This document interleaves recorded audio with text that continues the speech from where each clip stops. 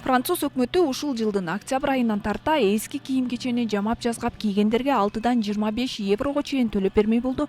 Мунун башкы максаты таштандыны азайтып, экологияга болгон зыяндын алдын алуу.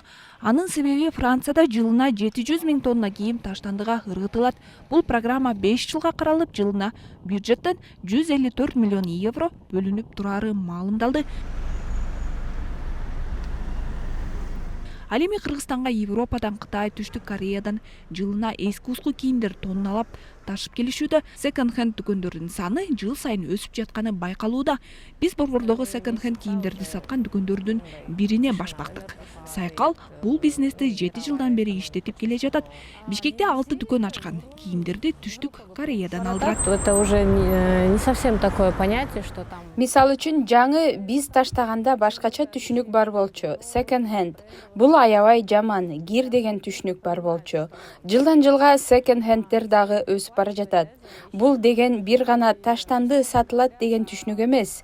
Кийимдердин көбү жаңы, бренд фирмалардан сапаттуу жана көп адамдар кийим үчүн эки эсе бааны төлөөнүн кереги жок экенин түшүнүп калышты.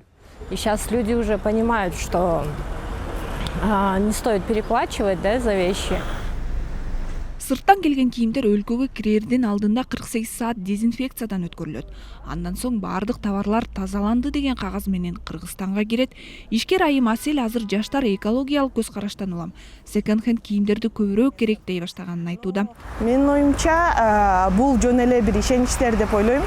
Эгер аны кайра эле тазалап койсо, кайра эле жууп койсо, же өзүнө ылайыктап алса, жытын бир аз алмаштырып алса, бул там терси жакшы. Экологиялык жактан болсо, мисалы дүйнөдө канча фабрикалар көп кийимди парчалап чыгарып, анын боектору, анын химикаттык заттар биздин дүйнөбүзгө зарарын алып келүүдө.